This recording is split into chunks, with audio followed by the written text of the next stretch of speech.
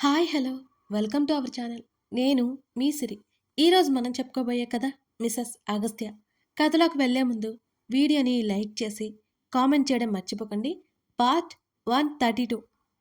గత వారం రోజుల నుంచి శ్రీకళ ప్రవర్తన వింతగా అనిపిస్తోంది రామ్కి. ఓ రోజు సాయంత్రం, ఇవాళ త్వరగా వచ్చేసావేం బావా అడుగుతూ పక్కన కూర్చుంది కళ. నీకోసమే అంటూ ఆమెను ఒడిలోకి లాక్కున్నాడు రామ్. ఆమె ఆశ్చర్యంగా చూసింది. చెప్పవే, ఏం దాస్తున్నావు నా దగ్గర అంటూ ఆమె చెంప మీద చేయి వేశాడు. శ్రీకళకి ఒక్కసారిగా భయం పట్టుకుంది. ఏముంది, ఏం లేదు బావా తడబడుతూ చెప్పింది కళ. నిజంగా లేదా? కళ్ళు ఎగరేశాడు రామ్. తల అడ్డంగా ఊపింది కళ. మా ఆఫీస్లో వేకెన్సీ ఉందని చెప్పాను కదా, రేపే ఇంటర్వ్యూ. కొంచెం మేనేజ్ చేసావంటే మిగతాది నేను చూసుకుంటాను అని అన్నాడు. "ఉమ్, సరే అని గుండ్రంగా తల ఊపింది. ఆమెకు మాత్రం కాస్త రిలీఫ్నెస్ వచ్చింది రామ్ పూర్తిగా అడక్కపోవడంతో. ఆఫ్టర్నూన్ తర్వాత ఆఫీస్ అడ్రస్ షేర్ చేస్తే నువ్వొచ్చేయ్ అని అన్నాడు రామ్. అదేంటి బావా, పొద్దున్నే కాదా ఇంటర్వ్యూ అని అడిగింది కళ. లేదే, ఈవినింగ్ అనుకుంటా. నేనున్నాను కదా, నీకెందుకు భయం అని. ఇప్పుడు చెప్పవే అని అన్నాడు. ఏం చెప్పాలి? భయంగా చూసింది. నీ బిహేవియర్ చాలా డిఫరెంట్గా ఉంటేను డౌట్ వచ్చింది అన్నాడు రామ్. ఎలా ఉంది? ఏమీ తెలియనట్టు అడిగింది కళ. నాలో ఉన్న పేషెన్సీ టెస్ట్ చేయొద్దు అని అన్నాడు రామ్. అతని చెంపల మీదకి రెండు చేతులు పోనిచ్చి, నీ దగ్గర దాచడానికి ఏముంది బావా, ఇంట్లో ఉండి బోర్ కొడుతోంది మెల్లిగా చెప్పింది కళ. నీకు నచ్చినట్టే జాబ్ చేద్దులే అని అన్నాడు రామ్. ఆ క్షణం రామ్ మీద పిచ్చి ప్రేమ వచ్చేసింది ఆమెకి.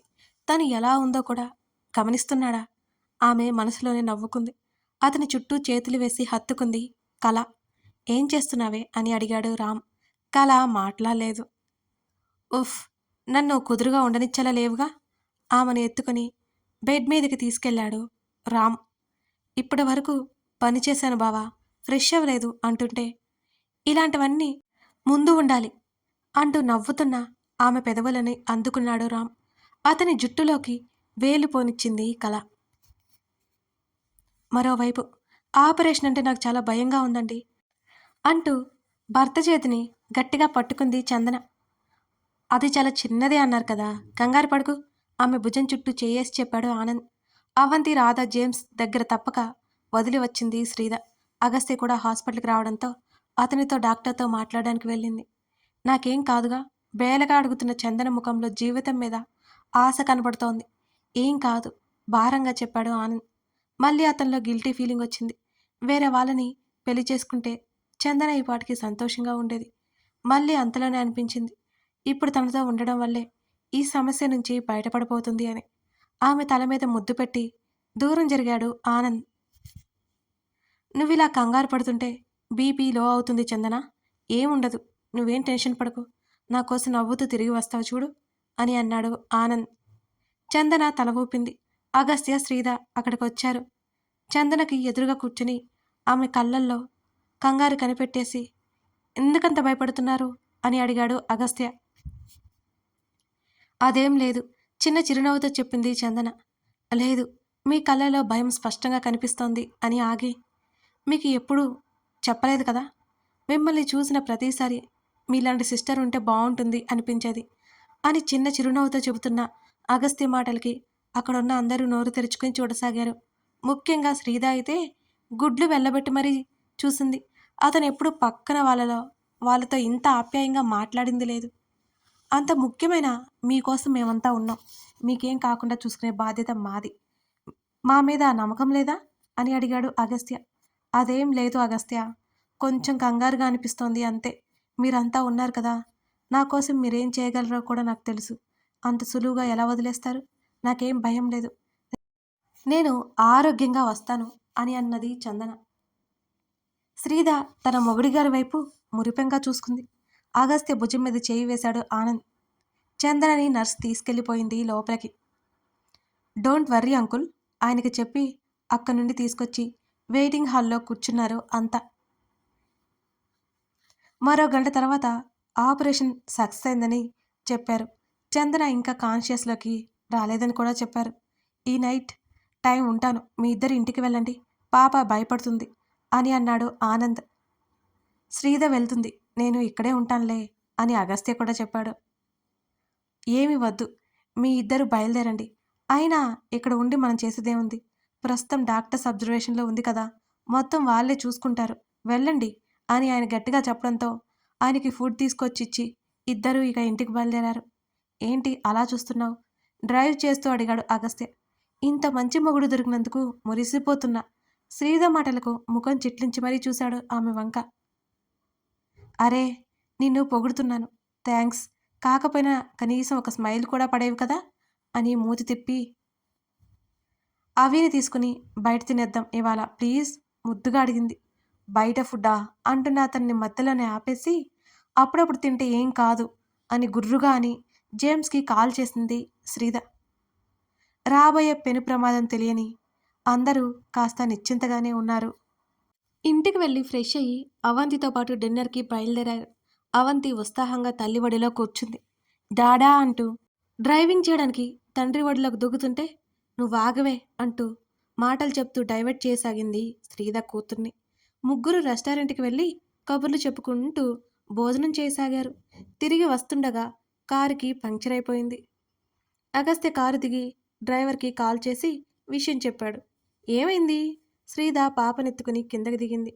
పంక్చర్ అయింది, డ్రైవర్ వస్తున్నాడు, లోపల కూర్చో అంటుండగానే తల్లి నుంచి జారిపోయింది అవంతి. కాసేపు ఇక్కడ వాక్ చేద్దాం ప్లీజ్, వెహికల్స్ కూడా లేవుగా ఉత్సాహంగా చెప్పింది శ్రీధ. అంటూ కూతురు చేతిని పట్టుకుని ముందుకు నడుస్తున్నాడు అగస్త్య. ముగ్గురు రోడ్ సైడ్ బెంచ్ మీద కూర్చున్నారు. కాస్త గాలి కూడా లేదు అని చేత్తో ఊపుకుంటూ చెప్పింది శ్రీధ. సమ్మర్ కదా, ఇలాగే ఉంటుంది అని అన్నాడు అగస్త్య. అవంతి అక్కడక్కడే కిందకి దిగి ఆడుతోంది. పాపని చూస్తూ, ఇవాళ హాస్పిటల్లో ఏడుస్తూ కూర్చుంటామనుకున్నానే అని అగస్త్య అనగానే, నేనెందుకు ఏడుస్తాను అని అడిగింది శ్రీధ. పోయినసారి చూశాను కదా అన్నాడు ఆనంద్. అదంటే యాక్సిడెంట్, ఇది చిన్న సర్జరీ, అంతేకాదు ఇది ఆరోగ్యం కోసం, అంతే. హాస్పిటల్లో ఉండకుండా రావడానికి కారణం వాళ్ళిద్దరి కోసమే అని ఒక క్షణం ఆగి చెప్పడం కొనసాగించింది శ్రీధ. మీకు తెలియట్లేదేమో కానీ ఆవిడకి డాడీ అంటే చాలా ప్రేమ ఉంది.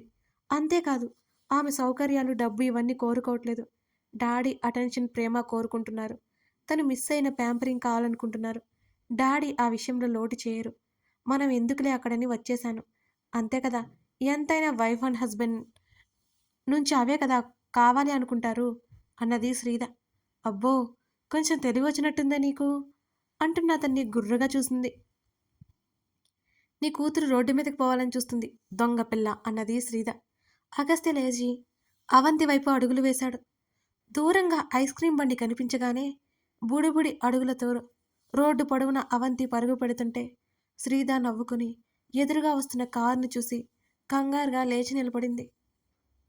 అవంతి ఎక్కడో ఫుట్పాత్ మీద వెళ్తుంది కాబట్టి అగస్త్య ఆ కారు గురించి వరి అవలేదు. ఆ కారు ఐస్ క్రీం బండిని దాటేసి వస్తోంది.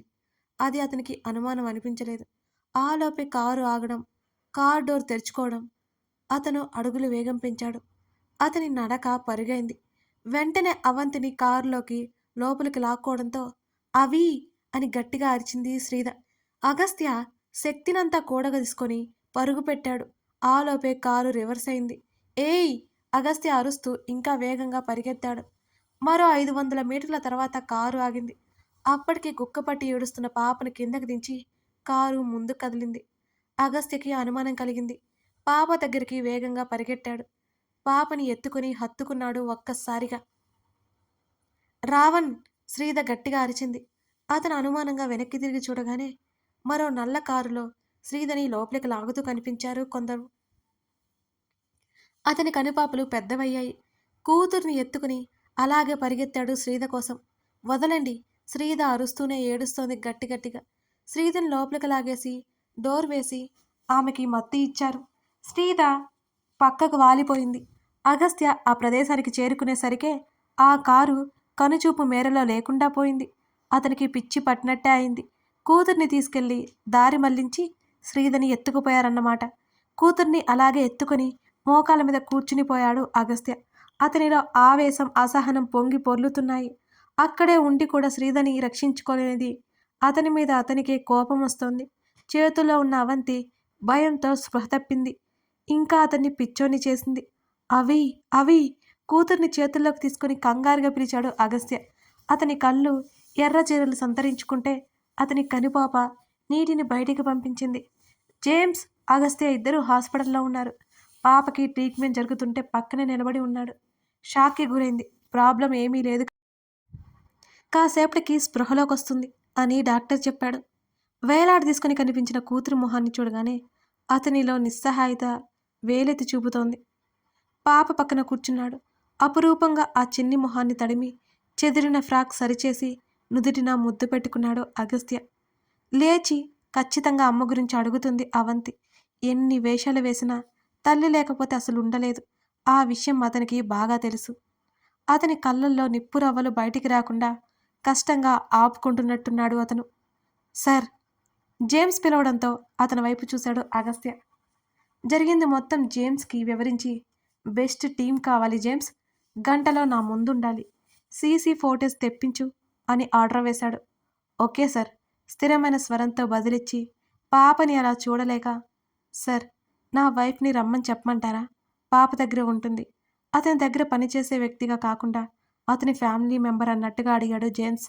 శ్రీధ చూపించే ఆప్యాయత అతనికి బాగా గుర్తు. తన మేడంని తీసుకెళ్లిన వాళ్ళని చంపేయాలి అనేంత కోపం ఉంది జేమ్స్కి. అగస్త్య మెల్లిగా తల పంకించాడు. చందన ఇప్పుడు చూసుకునే పరిస్థితిలో లేదు.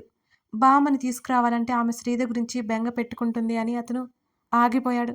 జేమ్స్ చెప్పింది కరెక్ట్గానే అనిపించింది అగస్త్యకి కూడా. వెంటనే బయటికి వెళ్ళిపోయాడు జేమ్స్. రాధకి కాల్ చేశాడు. అను, అతని గంభీరమైన స్వరానికి చెప్పండి అంటూ నిద్ర గొంతుతోనే అడిగింది రాధ.